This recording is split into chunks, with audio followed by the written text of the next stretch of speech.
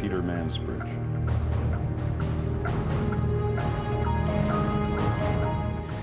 He calls himself a simple monk, but to many of his followers, he's a living god. The Dalai Lama is often at the center of the debate over China's role in Tibet. Peter Mansbridge sat down with the Dalai Lama today in his first Canadian interview since the recent protests began. Here's some of the highlights of their conversation.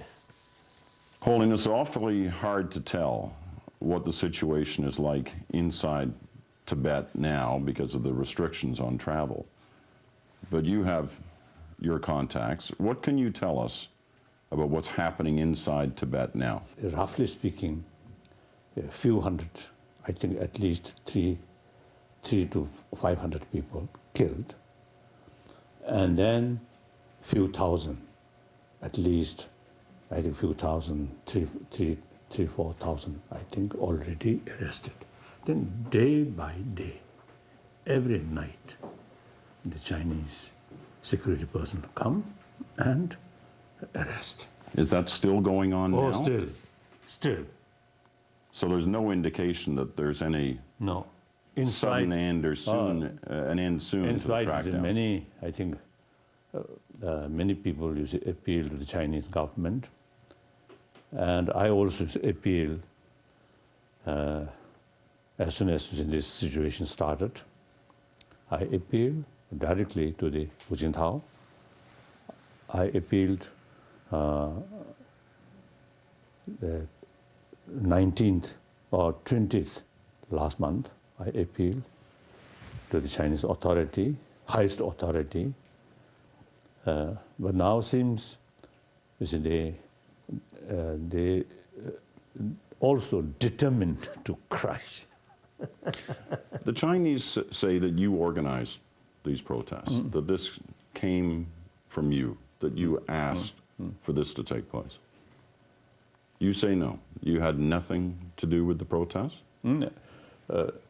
As soon as this sort of accusation happened, and I simply appealed to the world community, please go there, objectively investigate whether this crisis is started from outside Tibet or not. If we really created these things, then, of course, we deserve the punishment.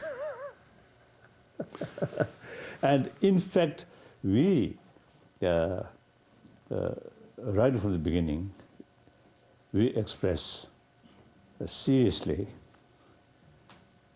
although expression of resentment is non-violently, that's, I mean, everybody's sort of right, but should not indulge any violence. But I think generally Tibetan side is, I think, a non-violent way. But then sometimes I think the local Chinese security personnel, I think they make some kind of provocation. So some cases, I think some violence may happen. But at that time, I expressed very clearly, as I expressed 87, if the violence become out of control, majority of the people prefer a violent method, a violent way, then I have no other choice except resign. Do you mean that? This time also, you see, I express. But do you mean that when you say that? Because you have said it before. And I mean, like, what would have to happen for you to actually resign, to step down as the political leader, not the spiritual leader, the political leader? Actually, political leadership, since 2001, we already have elected political leadership. Since then, my position already something semi-retired position. Well, then what would you be stepping down from then? If I completely resign, it's up to people. After all, you see, this struggle, our struggle is Tibetan nation struggle, not something for Dalai Lama. As far as Dalai Lama is concerned, as early as '69, I officially, formally, and publicly, I sort of what's the day, announced this very institution of Dalai Lama should continue or not up to Tibetan people. Can I ask you, when you say Tibetan nation, I want to try to understand what Tibet means to you. Obviously, it's your home. But is it a province of China? Is it a region of China? Is it a country of its own? What is it in your mind? These four areas is traditionally in those Chinese provinces. Then autonomous region of Tibet, which liberated by Chinese government through peaceful means. So that previously, so that as government of India, as you consider, Tibet is autonomous region of People's Republic of China.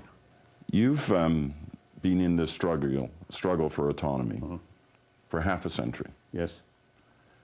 We look at the situation today in Tibet. People being arrested, Yes. people killed, none of the rights that you want or they want for themselves, the Tibetan people. How do you tell your supporters that this is the way to do it? I know you've quoted Mao and, power comes from the barrel of a gun, but quoting you, it's power comes from the heart. Ultimately. Ultimately, but yeah, ultimately. I mean, how do you Not make... this moment. Not this power moment. Of gun is up ahead. Quite a bit ahead. It is true. Not only Tibet case, and some other sort of cases also. But I was rereading a part of one of your books this morning where you talked about past struggles with China on the Tibet issue. And you said that one of the lessons you'd learned is that every time you push, they come back harder, which seems to be the same case as happening now. Yes. So what good is any of it doing in terms of the protests, the words by other governments? Is there any evidence that China is in any way listening? Very difficult to say. But it is right. It's to express. What do you feel? What do you believe?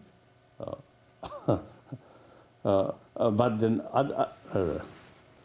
if you, I always have the sort of view, if we look situation locally about Tibet, then hopeless.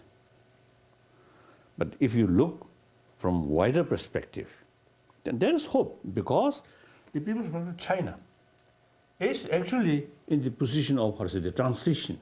Things are changing. Much of the world